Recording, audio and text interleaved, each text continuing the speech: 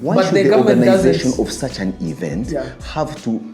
If the president needed to apologize to Uganda, he knows where to make that apology. The shortest-lived member of parliament, one of parliament, by the High Court. Is he coming to M23 territory as a refugee to seek their protection? I honestly can't relate, but I want to just put myself...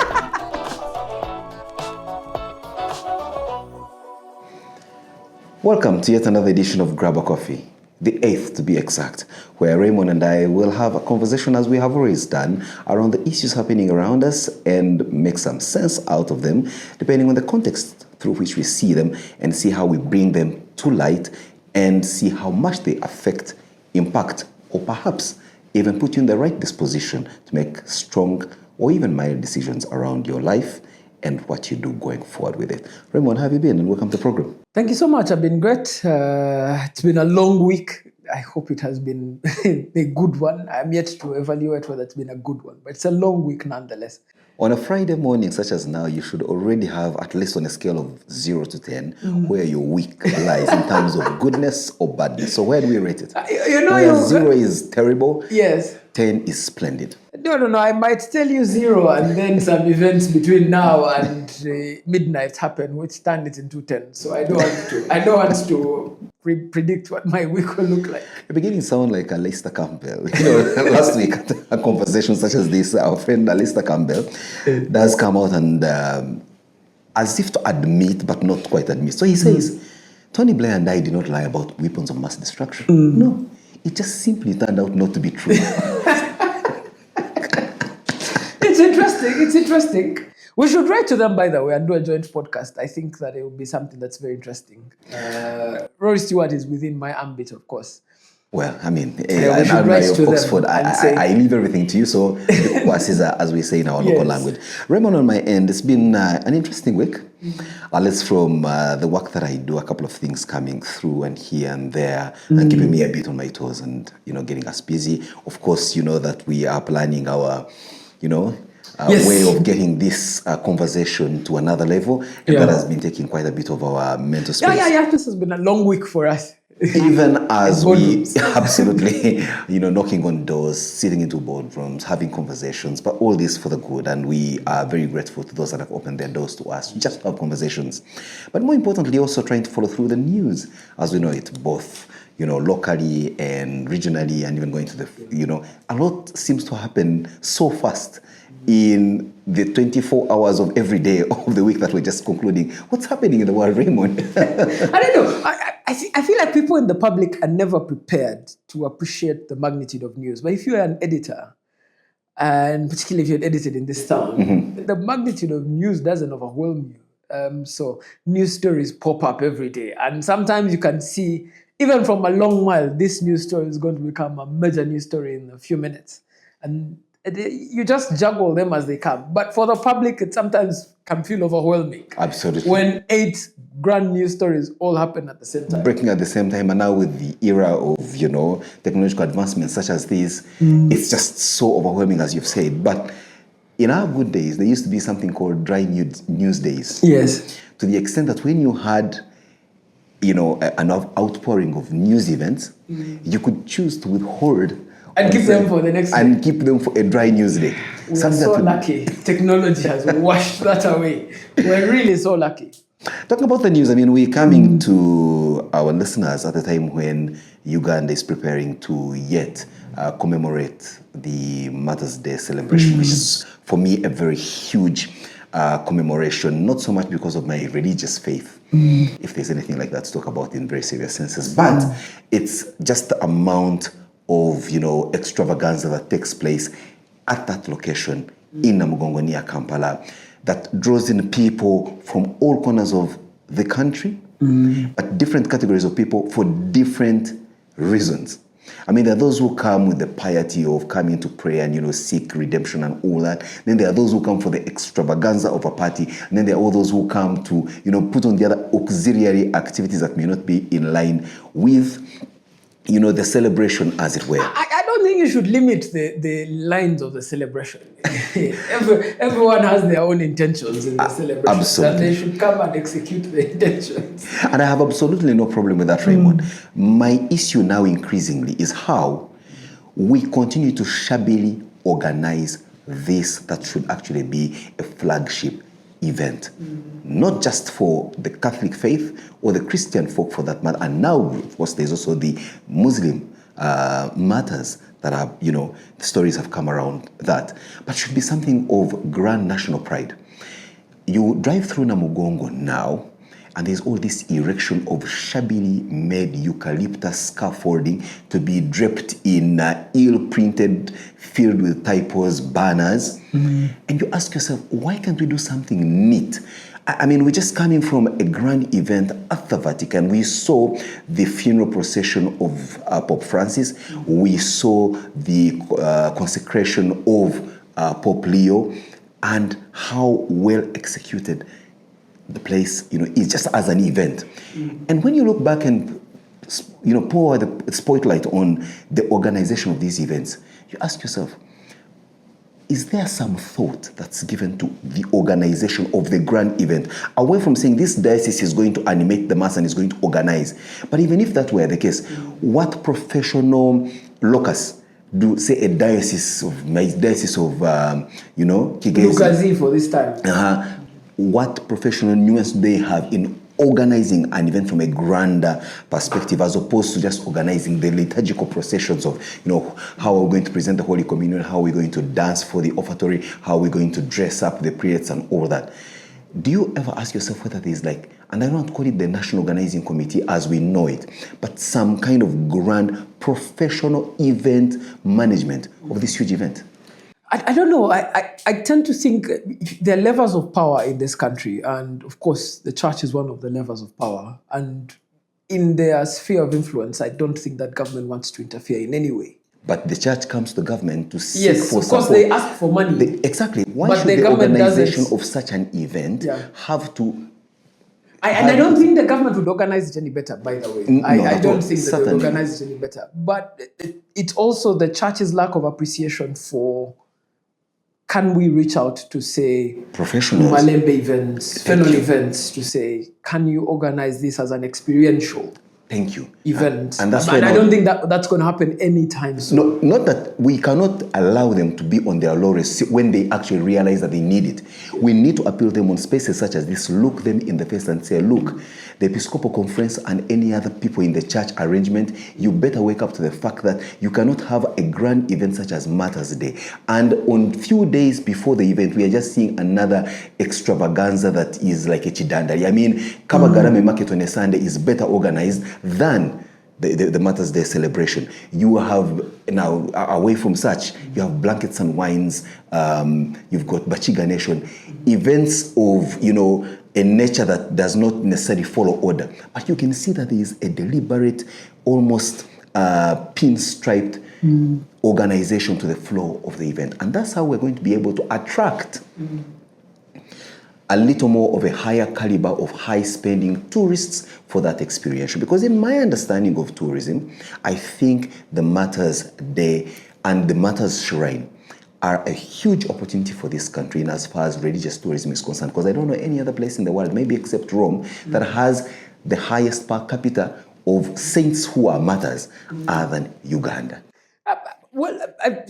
And tourism is about selling an emotion, really. Forget about, I normally call it beaches and bushes and animals and, and mountains and rivers and all that. But the experience of such a place. The Vatican, for example, does not tax people, but they levy an entry fee for the 2.4 million visitors that come to their museums every single day. And that's the money they use for whatever it is that they do. Yeah, but Simon, there's an organization behind the Vatican. There is a CEO who's in charge of running the Vatican banks. There are people who are in charge of running the enterprise called the Vatican.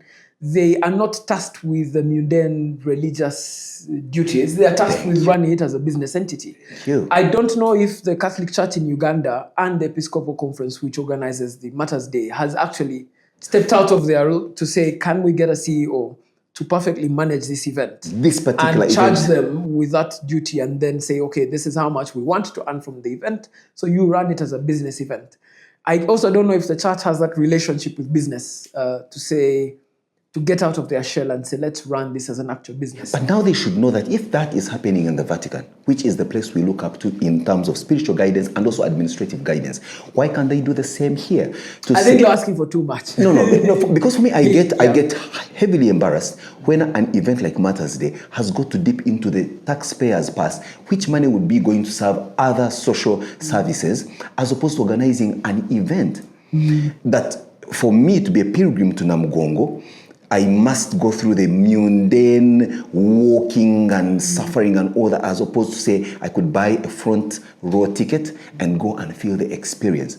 Raymond, watch a little place called Chibeho that is created in Rwanda around the apparition of the Blessed Virgin Mary. You have excursions and tours, well organized, curated in Chibeho with, in my view, less religious significance than Namugongo, and our Namugongo is just here sleeping.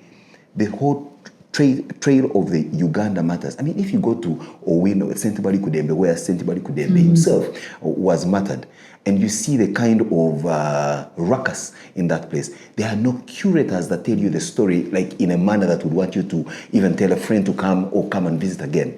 So, like Buganda did in creating the Buganda Tourism Board, I think the Catholic Church or the religious institutions may need to step away and create some kind of tourism board that seeks to elevate these places and events into cash cows for the church, but also well organized and curated, so that we also don't have pilgrims coming in every 3rd of June, but coming in every single day of the year. I think that the last I will say on this matter is simple. Reform is a very difficult process. If you look at the people at the helm of the Catholic Church now, when did they come of age? When did they become of significance? Possibly in the late 80s, and that's their idea of success. So for them, a successful event might be, is the mass well animated? Has the top politician of the land showed yes, up, has and the shown neighboring up. president? So their idea of success is very limited. You might have younger priests, but they don't have the push and pull within the Catholic Church to bully the elder priests. So reform is a very difficult process. And I always encourage Ugandans to look at it that way, that, you can be high and mighty, but reforming an institution requires actual effort. We saw Jennifer Musisi trying to reform KCCA, Don't even say. and say, look here, can you have sweepers and cleaners who are dedicated to their job, who show up on time, do their job and go away? Can we get them insurance? But those, when you're moving the levels of reform, you're only moving them from within what you can imagine. You can't reform what you can't imagine. You can't show up in the morning and say, I want an experiential event at Namugongo if you can't imagine it. And that's outside of the ambit of the institution. What I don't understand, Raymond, is why an archbishop who has been to the Vatican for an Easter Sunday Mass, seen the meticulous organization, cannot wish and aspire to have the same being done in their own backyard. I just don't understand that. To say, look, while everybody across the world is naming their children Leo, Francis, and all that, but we also have our names like Chizito being named to several Catholics in South America, Latin America, West Africa, the Caribbean, and all that. Why? Because of the Ugandan Martyrs. And if any of those came to visit the credo of a Chizito, they find it looking like a market of below inaccessible parameters. That is for me what worries me. I struggle with religious people for two things. One, religion has a problem with a basic logical fact that two things can both be true at the same time. Right. That you can have a Martyrs Day event and you can have a well-structured, organized festival, religious festival. Those two things can appear at the same. So if you ask, for example, the church to run an experiential event for the Martyrs Day, they might think that you're taking the sting out of what should be the actual people commemorating the martyrs. But those two things can both be true at the same time. Now, if at the base of belief, no two things can be true, only one thing can be true, then that perforates all through the organization. At the top of the organizations, people will say the most important thing that day is celebrating the Mass. That is for the church. But there are people who will show up, not for the mass. There are people, I mean, how many years have we had people saying the best pork is made on Martyrs Day? So there are people who are showing up for that. And you can create an experiential event for people to say, those who are only showing up for pork, do that. And then also create some order, because everyone comes with their where to sell and all that. Even Jesus had to whip guys in the temple because of disorganization. You can create such an experience and say, we will have stores, and even people pay for spaces, so that the money that comes from such accreditation also serves the purpose of better and meticulous organization. I think as we conclude on this, maybe government may need, for the most part, to say, we will not sponsor with financial injection Martyrs Day celebrations. Not going to happen. Every government knows the political power of such an event. It's not going to happen. What you need to campaign is for reform within the church institution itself. Can there be people within the church institution who recognize that the church needs to reform, change, and that reform is for their better part? I mean, you see a priest like Deo Gracious Chidi, who has sort of broken the ranks. The way the homily is said, and yes, gotten young people. Even he has so many constraints from the church on what he can and can't do. Father Musala tried to can we take the church into the music industry? Well, now we the lay people, I as a layman, I am going to push that boundary, and I don't really fear the risk of being excommunicated from my local parish here in Mbuya, simply because I'm asking that we must be a little more organized and be modern, so that we attract even younger people to come onto the fray. Well, Raymond, we can only hope and pray that the event goes very well, at least from a security perspective, and we don't see acts of terror and disorganization and, flash mobs that end up in. And please, media houses, stop repeating this nonsense that there are 3 million people. Stop it. Completely stop it. Do they know what 3 million people in one space will No, I keep telling people, fly a drone over Namugongo. It's very easy to get a mathematical calculation of the people inside Namugongo if you just fly a drone over it. Just one still picture, and then get to know the geographical area, and doing the mathematics and algorithms, you can actually get to the nighttime population of Kampala is 1.5 million people. So if we are trying to convince us that 2 times the nighttime population of Kampala is in Namugongo, no way. No, listen, the daytime population of Kampala is something close to 4.5 million people. Can you imagine all the people in Kampala are at Namugongo? And how big is Namugongo to accommodate them? Anyway, so many stories that have caught our eye in the course of the weekend. I'm going to ask Raymond to just, share with us, roughly what his appreciation of some of these stories are. Now, just one, enlist the stories, and in no particular order, you can give your 1 or 2 cents. We know for a fact that in the week that we're ending, the Democratic Republic of Congo's president, no less than Tshisekedi, was in town or is in town for a very private, low-key conversation with our head of state. His Burundian counterpart is also in town for similarly a kind of conversation. What do we make out of these conversations, and what do they prepare with the grander situation of the Congo situation? I think the major thing that happened is that in the week leading into this one, the immunity on Joseph Kabila was withdrawn.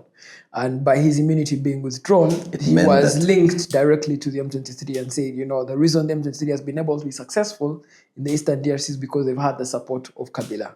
As a result, he's been forced to go and camp in the Eastern DRC. Now, Eastern DRC, I keep telling people, whether you like it or not, it falls within the sphere of influence of both Uganda and Rwanda. Those 2 countries monitor the Eastern DRC because of the effect that it has on their borders and on their border communities.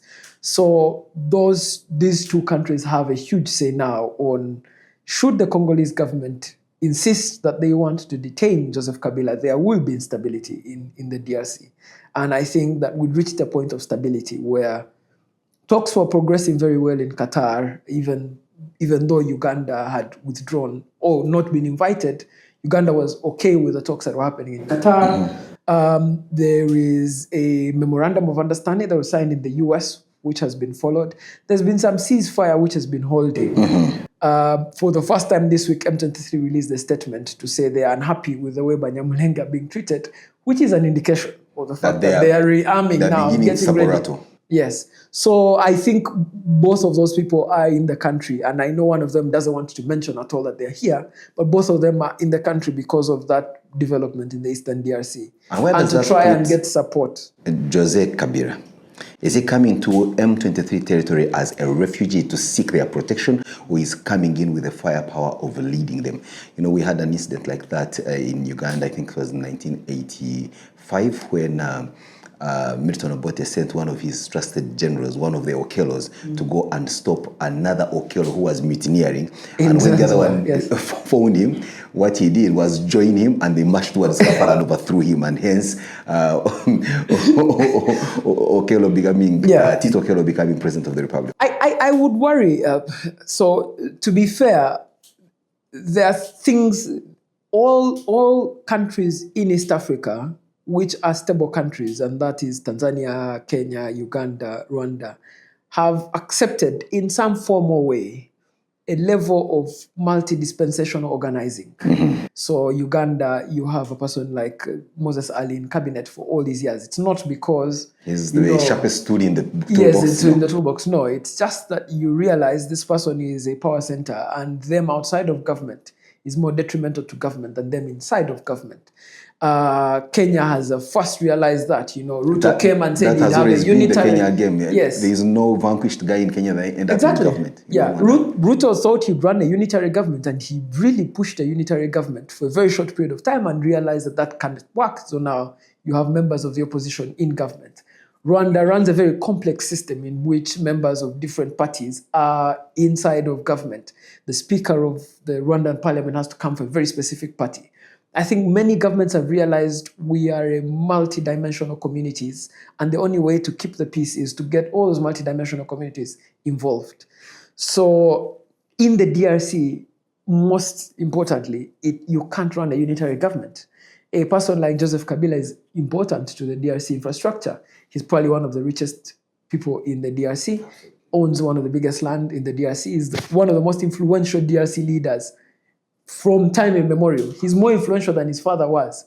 He has contact connections. He has been immediately your former president. So you can't wish him away. And then remove his immunity. Yes, you can't wish him away. You really can't wish him away. For disaster. Yeah, so now rather than get involved in traction or conflict with him, you'd rather have him inside of government and have a coalition of sorts. But that hasn't happened. He's away. He's now in M23 held areas. Do we see a situation where he may quickly march with the M23 into Kinshasa on top of the government, or he's not interested? Highly unlikely too. Again, that's the understanding. If you march M23 forces into Kinshasa, you're creating a unitary government of the M23 in Kinshasa, and that will have its own consequences.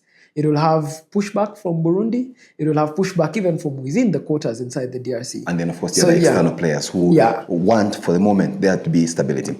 Let's get down. You talked about stable East African countries, and one of them was Tanzania. But we know what Tanzania did to other East African activists that came in there to show some solidarity with an opposition leader, Tundu Lissu, who is facing charges in their, municipal laws for, among other, subversion. And we've seen the pushback coming in from both Kenyan citizens and Kenyan politicians into, what seems to be an online onslaught and war, and of course raising long-haired bad blood between Kenyans and Tanzanians. Yet on the other hand, even when we, as Uganda, had a candidate in the mix, our mutual friend, Mr. Taire, yes, the most we ever got was the statement coming in from our very good diplomatic head from Dar es Salaam. I think that's where Uganda succeeds over some of these places.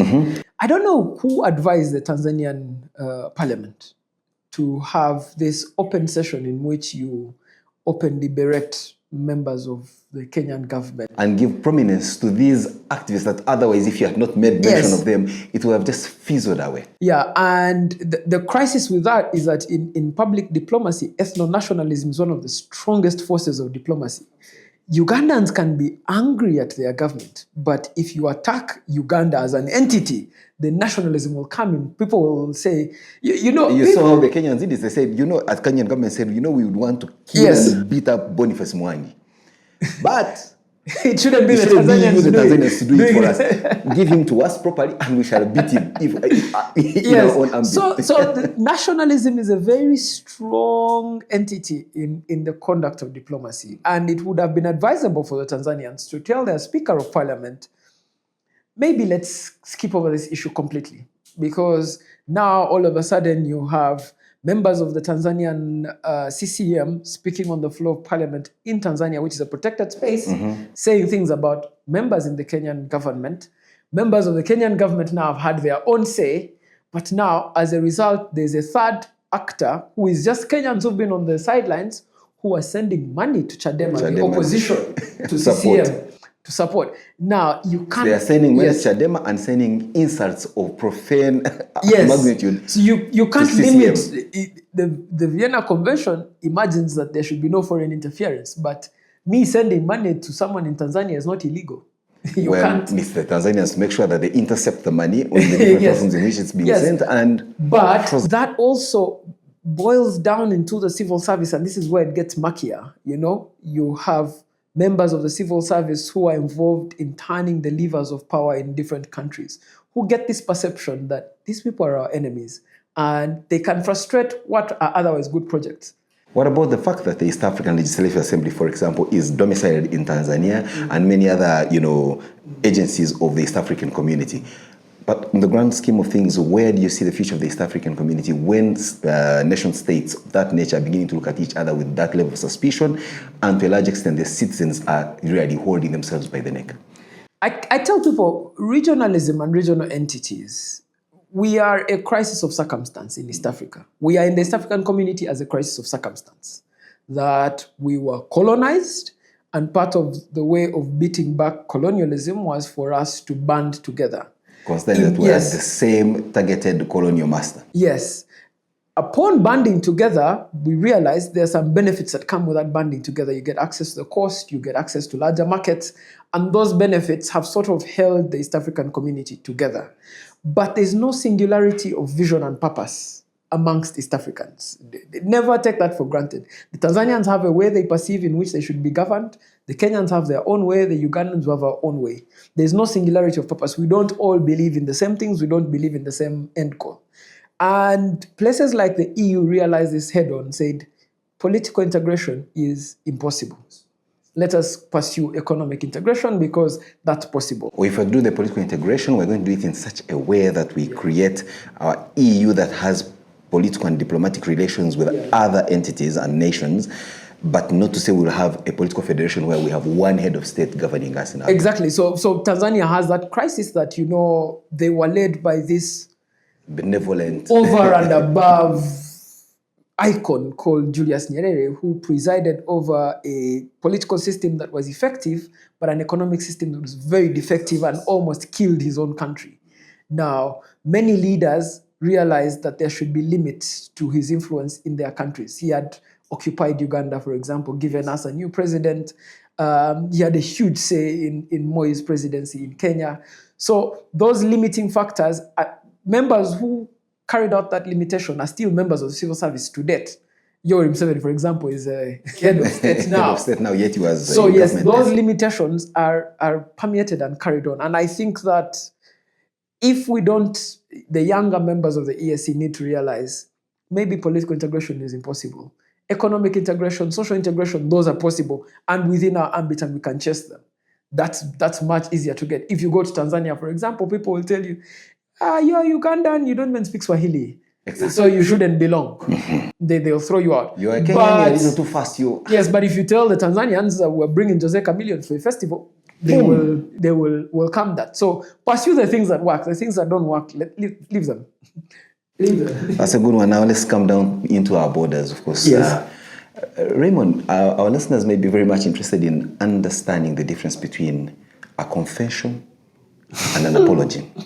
We saw President Yoweri Museveni and his dear wife reading a joint statement that many have, interpreted as an open apology for the wrongs they have meted onto Ugandans, and they singled out a particular region, Buganda. Was it a confession or an apology? I think the president has made many of these quote-unquote apologies. And for me, the context in which I interpret this story is the stronghold and effect that the president's family now has on him. For a long time, Museveni had a huge impact on the country, but with very little influence from his own family. Family where we mean immediate nuclear family. Yes, immediate nuclear family, yeah. But it's a very Ugandan phenomenon. All of us know this, that when our parents clock a certain age, you must step in and start to run the show behind them and say, this is, maybe you've done wrong here. Maybe you should do better here. Maybe you shouldn't engage in that. And their ability to push back and say no to your suggestions is increasingly becomes reduced, very reduced as they grow old. Yes. So within Museveni's family are pastors, and those pastors had arranged this Christian revival movement that they've been doing rallies all across the country. And part of the things they've been asking the president and his wife to do is make a public apology. It's from within the Christian spirit. It carries very little political meaning. Very little political meaning. That is as per the organizers of the event. It Yes. should not carry any deep political meaning. But Yes. from observers like you and I and those Yes. listening to us, I mean, where the president speaks from, we pick every context that maybe speaks to our feelings. And so there's this grand movement of people begin to say, oh, wait a minute. When a patient begins to start to apologize for how they live their life, isn't that signaling an end? Are we seeing President Museveni, like you just said, ceding and saying, okay, fine, I think it's time for me to let go? And yet, that's on one hand, and on the other hand, we are seeing him actively moving into the next election, and which election, there's no doubt, he will win. I mean, the mere presence of the president at such an event shows you that he ceded space. First of all, how did he get invited to that event? Why is he in a Christian revival movement event?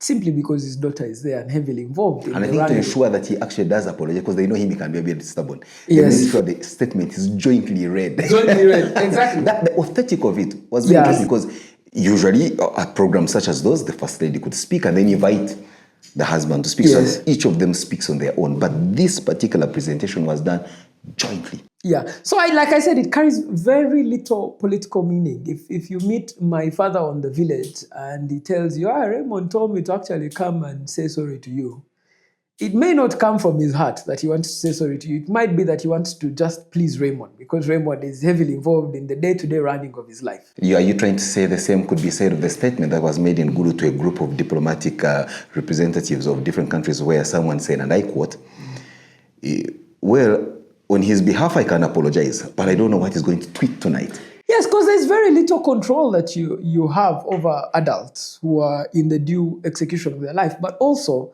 their lives are substantially different. Precious's life is not Museveni's life at all.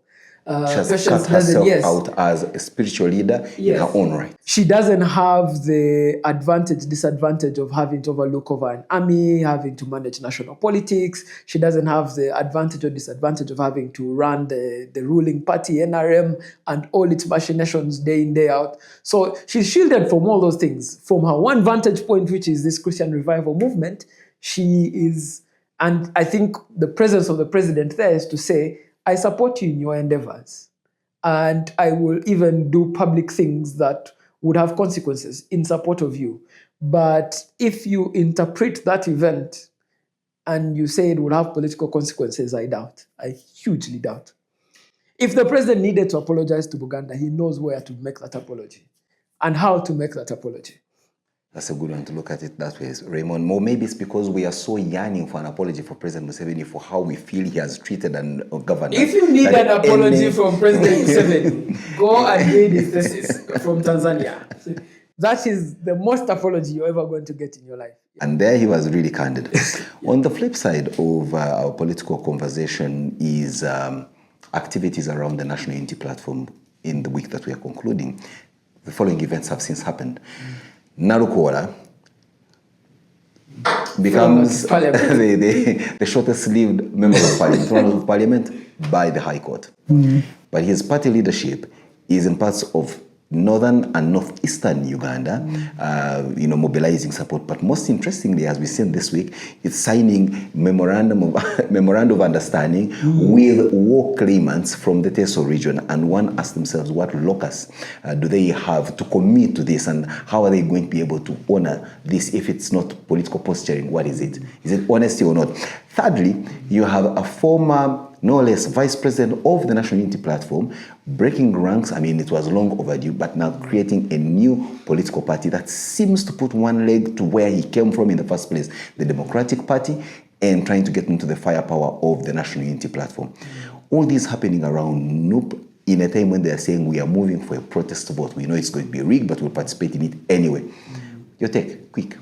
I think my take is one, that Soroti is a contested area, and that it's one of those areas where, for example, the FDC had a lot of support and it flipped over into the NRM in the last election. There are members of the political core, include the Speaker of Parliament, who have a lot of influence in that region. The Vice President, no less. Yes, the Vice President. So it's not Soroti, let's say Teso region. Teso region in general. That level of influence, I'm sure the National Platform is looking at that one as one of the vote-rich areas. So one of the ways to chip at that influence is to just poke those areas of pain where the NRM hasn't addressed. And the war claimant issue is one of those areas. It's a pain point that, people say we had cows, those cows were taken away, we've never been compensated. I don't think the Speaker is going to get their compensation between now and election day. So that's classical political mobilization, that you try and reduce the influence of a person within their vote-rich areas. It's also one of those areas where I'm sure the workings for National Unity Platform was, we need to remain competitive in this region. And part of remaining competitive is to appeal to the voters and the voters in that area. I don't know the legal implications of the MOU, for example, on the government of Uganda. They will immediately get an opinion from a Solicitor General and an Attorney General when they get into office to tell them that this is legally defunct. So as a government, they'd have to pursue something different. They'd have to go to Parliament, get the budget and parties through Parliament, then give the war claimant. That's a very long way from today. And very unlikely. But we can interpret those events as classic political mobilization. It's the Nalukola matter where I read the judgment and a part of me felt, wait, the reason this election was cancelled was because of an electoral offense. It's very rare that the courts of Uganda deal and cancel an election based on an electoral offense. Many lawyers work so hard, the president's lawyers particularly, work so hard to prove that there's no electoral offense committed, because the Ugandan laws are very restrictive. That even when there is, yes, it did not substantially affect the No. So that's a crisis. Like, once I prove an electoral offense, the substantiality test is out. Once even one electoral offense is proven, if, for example, we prove the president campaigned on a voting day, that's it. The election is nullified according to Ugandan law. Now, I felt odd that, the lawyers of the National Unity Platform didn't particularly respond to that one allegation that agents of Nalukola campaigned on the voting day. That's the reason that election was cancelled. The secondary reason was that there were these polling stations, I think 16 or 14, in which the votes were not counted. And as a result of the votes not being counted, those voters were disenfranchised. That's out of the ambit of the National Unity Platform. It's really out of their ambit. They didn't conduct the violence in Kawempe. They had no hold over it. Absolutely. They have no hold over the Electoral Commission and its competence or incompetence. But this one area where they proved beyond reasonable doubt, the team of Nambi brought multiple witnesses to say that agents of Nalukola had campaigned on voting day, and the lawyers of the National Unity Platform not responding specifically to that one. And the court basically saying, since it wasn't responded to, we take it to be a fact. Therefore, we will nullify the election. There's been a lot of sloppiness in handling this case from the Nalukola camp, right from how they were responding to the allegations levied against them, but also to how they made the appeal upon receiving the judgment. They made 2 appeals because there was one that had defective names and all that, which shows a certain level of the absence of finesse that surprises me. I think... Honestly, I think the National Unity Platform is disappointed in the courts of Uganda. And because of their disappointment in the courts of Uganda, sometimes they don't treat formal and legal processes as serious as they should be treated. It's very natural to be disappointed after the missing people, so many habeas corpus applications, Nup lawyers are in court every week doing one or two things. You would think that because of being there, they've now getting some institutional apparatus. Nothing. Yes. They are there. But yes. But again, that's a matter to be raised, that, somebody needs to raise it with the legal team, with the national platform, that, this is a matter that falls onto you as a legal team. Elias Lukwago is one of the more perfect lawyers in such petitions. He wouldn't make those mistakes. He really wouldn't make those mistakes. Even when he's representing Kizza Besigye, you would see they typically split the politics from the law. They will have the lawyers who will deal with the law. So you had people like Kaizi, whose job was, can you get the affidavit? Can you get everything that we need? If it's a bail application, you'll typically have a lawyer who is going to be the surety. Have they their national ID? Those legal things are separate from the politics. And then you have the people who show up for the politics who say, if we don't win the day in court, your job is to go on the stairs of the court and say and make these statements. Yes. So they split those two entities. And I think the National Platform hasn't yet split those two entities, which will, the state can always use those small lexical mistakes to punish you. And Mpuga and his new political party, do you think it will fly or it will flop? They've hanged from the... Mpuga's political career is buried, dead and buried. It's... And I say this with utmost kindness. One, he is in a constituency where the National Unity Platform has and commands great influence. Two, he has a row with the National Unity Platform that is unaddressed.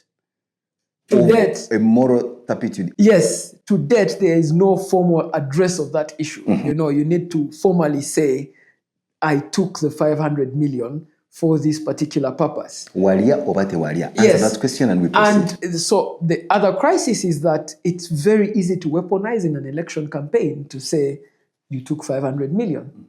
Whether you took that as a payment for being commissioner, the voter will not have that latitude to tell apart. You took the 500 million that should have taken meant for social services that you do not have. You are like them. Yes, but the strength of a political party in an election, if you are an editor, is to look at who are the people behind you. In the last election, it was easy for us to predict that FDC was going to do so shabbily. Just look at the people behind them. So look at the people behind Martyrs and ask yourself, are these people who are going to genuinely come into parliament? Are these people who are going to be competitive? And he is running up against a party that has already chosen candidates who are going to run against him. So for all intents and purposes, I don't know. I don't know if that party will move. So many things have to change in the near future for it to just emerge out of the blue and become the major political player. Well, Raymond, like they say, a day in politics is a very long time. So we cannot quickly play Undertaker on Honorable Pugas' political career and bury him and then put an epitaph. Here lies a man that possibly could have whatever. But we don't... journalism doesn't speak to politicians. This is, I find, the problem. We don't... Journalism per se, it's our own disposition as Ugandans. We always try to glorify mediocrity and, at least that thing of trying to justify someone's failures by, if you have not hit the mark, you've not hit the mark. I perhaps think that's why Uganda has the most passionate supporters of a team like Arsenal. And because never mind the fact that you've not had any silverware in the last so many years, but the fact that you almost become and you're not. And that's why we also cut some slack to these perennially most eligible black cardinals that walk into the conclave, but we don't make it to the papacy. So, and somehow we cut them slack of, they tried. Yes. So we have that about us, that now we look at Puga and rather than tell him frankly and say, look, you're dead on arrival. Do something else. You could just do a simple sample test, walk out there, find a border, find a Rolex maker, and ask them, what do you think of this party? They will give you their sense. And those are the majority of the voters. So. They may even ask you which party, because they don't even think the name. Democratic what? Yes. Alliance. Come on. And you can't see any form of serious alliance. Yeah. Raymond, I believe that we can now look to the week ahead and see how other things progressing as far as we are concerned. Of course, we now know in the week that ended as we conclude, Raymond, our neighbors to the most southern part of this country. South Africa did return from the Oval Office in the USA. The humiliation. The humiliation based on false images and all that. I mean, President Trump goes in there, he has done his research and wanted to present pictures from the Democratic Republic of Congo and other places where we've seen was DRC or even Gaza. I mean, skirmishes and humanitarian crisis, and portray them as depictions of what has taken place in South Africa to justify an alleged genocide on whites. But somehow, we were joking in our class group. Of course, there are people there who work for the foreign services of their countries already. Exactly. So I wouldn't want to betray their confidence. But someone from one of the Eastern European countries asked, but I thought they said if you show up in a suit at the White House, the treatment is better. So they were asking me, I thought you guys, the treatment would be better because your president showed up in a suit. And no. The White House has become a berating point. I am yet to see the magic behind the nature in which Trump is going about his foreign policy. I'm yet to see the magic. He promised to end the war between Russia and Ukraine on his first day of the presidency. We are almost 134 days into his presidency. That hasn't changed. The war is still going on. He's now angry at Putin. He has just warned him, said he will see fire. He's decoupled himself from the EU, who are his traditional immediate allies. There is a sense, even within the UK, who is the public friend number one and who are joined at the heel, there's a sense that, these people might walk away from us. We've seen members of European governments start to make new alliances of their own. Absolutely. In very unlikely places. Yes, in very unlikely places. But there are also things where you say, okay, if today China, so the flashpoint for the engagement between China and the US is likely to be Taiwan. If China today attacked Taiwan, is Donald Trump going to come to the aid of Taiwan? The other day, China flew 128 planes within the borders of Taiwan, and people thought this might have been an attack, but it's just to test and see, would you come to the aid? Yes, would you come to the aid? So there's this declining influence that Donald Trump's foreign policy has had on the United States as a whole. There's also the anger that even within Africa, many people who are beneficiaries of US aid, people who are dealing with the US now have this anger against the US. Absolutely, dealing with with the ripple effect of... Exactly. And that's coupled with the fact that many other countries are making inroads. Middle Eastern countries are making inroads, Russia is making inroads. So on the competition for influence, I struggle to see the strategy of Donald Trump in trying to win friends over. Well, I think we just have to suffer with the declining influence of the USA for the next 4 years and see how it turns the leaf around. Let's conclude by looking at what one of us is reading. I'm reading a very interesting book from a local Ugandan author, a mutual friend of ours. Yes, a run at that. Anita Komkama writes, and I'm reading a book with very interesting insights, in as much as I honestly can't relate, but I want to just put myself in her situation of life in the singles lane. For the longest time, Raymond, society stratifies people according to certain expectations. In my case, I've, for the last 1 year, answered this question the most, and I think I'm getting sick and tired of it. You're seated with someone like I'm seated with you, and someone is asking you boldly and bluntly, so Simon, where are you now? Why? Because they have stratified me as the guy that is always at some job somewhere. So they want to know what job are you doing. But for me, I take it literally of, come on, I'm seated with you grabbing a coffee. I'm right here. So likewise, many people like Anita Komkama are asked every single day in whatever language you want it, when are you getting married, when they hit a certain age. Anita has had to answer this question in so many ways and forms that it motivated her to write a book. And it's not an autobiography, she says, even in the book.